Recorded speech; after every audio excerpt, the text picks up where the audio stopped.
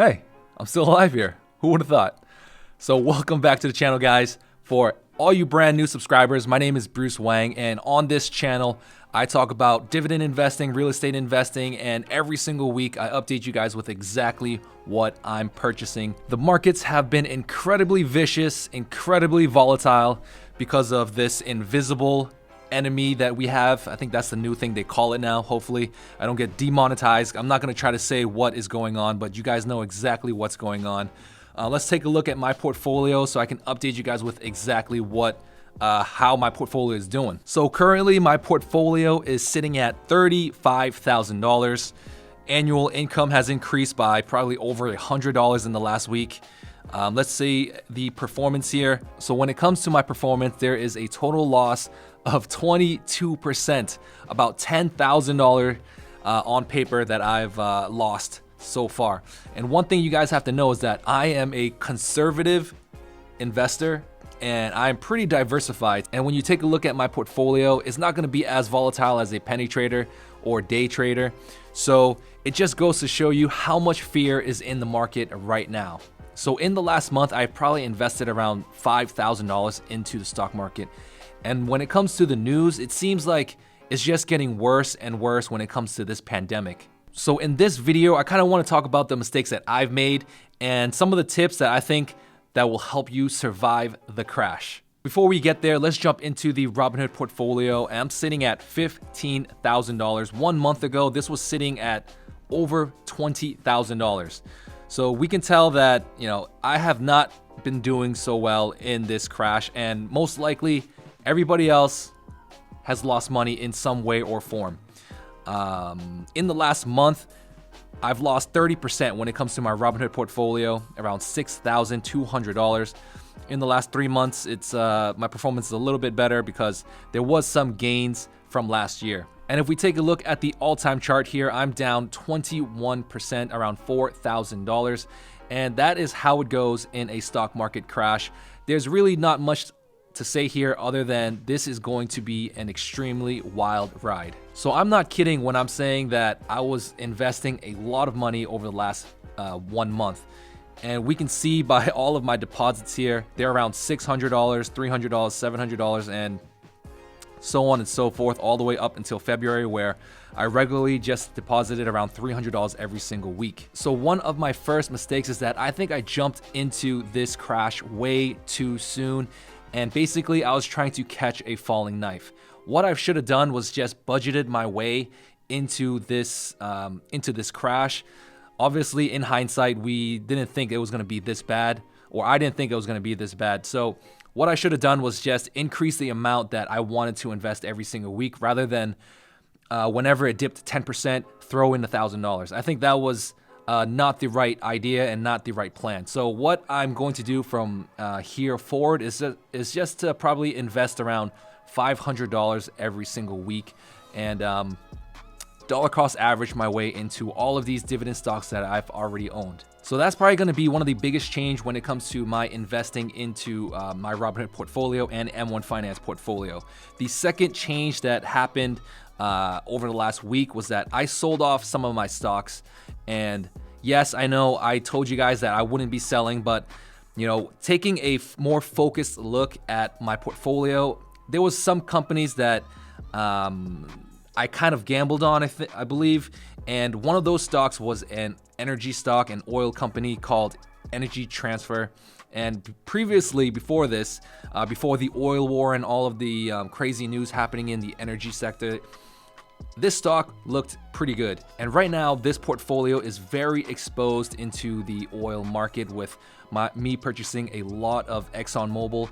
And I think that having 2 oil companies in this portfolio is just going to be way too much exposure into that sector. So I sold off Energy Transfer. It wasn't a gigantic sell-off. So on March 11th, I sold off all of my Energy Transfer and I made back probably around $150. And I put all of that into ExxonMobil. And so now I only have 1 energy stock when it comes to this Robinhood portfolio. Another big change when it comes to my portfolio is that I finally hit 100 shares in SPHD. This has been a long-term goal of mine, and I finally hit that probably a few days ago, and I forgot to update you guys. But Currently, I own 101 shares of SPHD, and that brings me roughly around $15 in monthly dividends. And the feeling I have right now is very bittersweet because obviously the total return is negative $1,200, but I hopefully will have $15 for the rest of my life every single month from this ETF.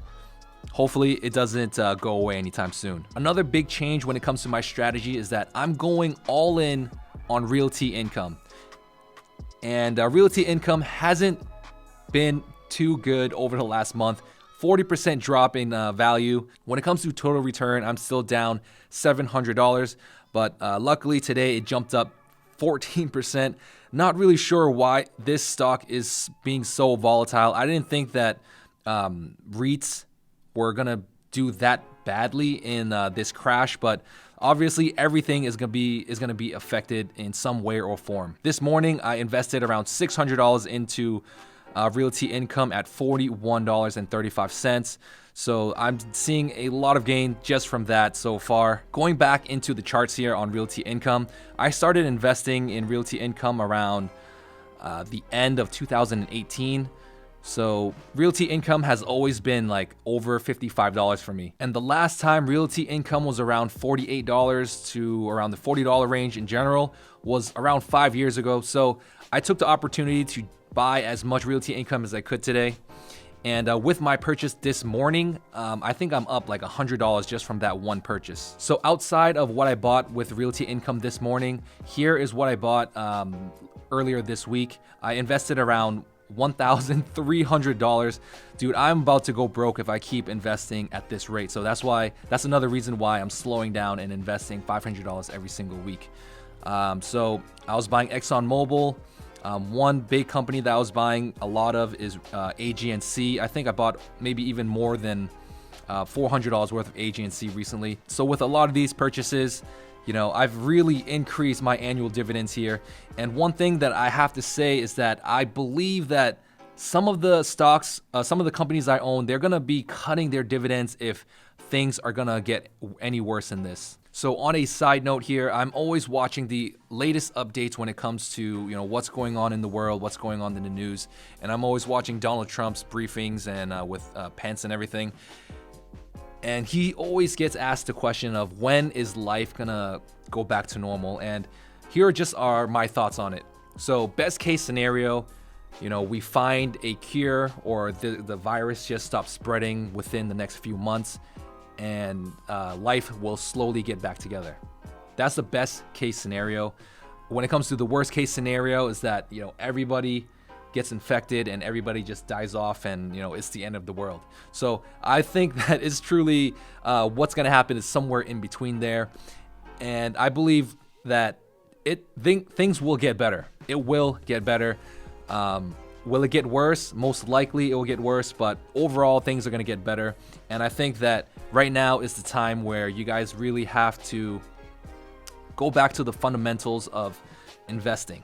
When it comes to what I'm doing on a daily basis, I'm really taking a look at my personal finance, paying off all of my credit card debts, possibly refinancing some of my properties, really trying to cut back on expenses because I really need, like, cash is very important right now because I want to invest as much as possible, obviously, and also save as much as possible for rainier days that will most likely happen in the future.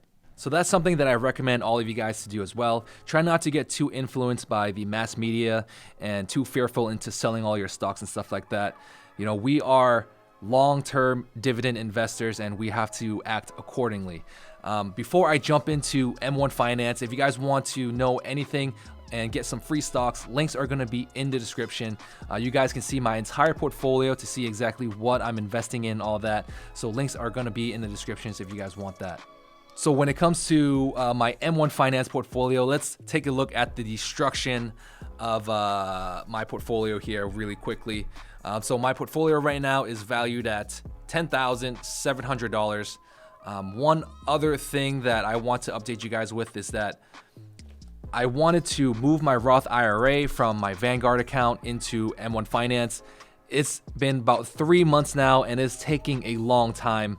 So I've basically resetted the process because they said like there was a bunch of issues, and so now I have to restart this, and I will update you guys accordingly. So today my portfolio is up 1.3%. Dude, the markets lately has been completely insane. So a green day is appreciated.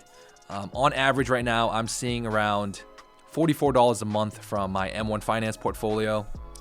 And let's take a look at the all-time charts here. I'm down 53% according to this money-weighted return. I'm pretty sure it's a lot different than that though. Earned dividends all-time so far is around just under $200.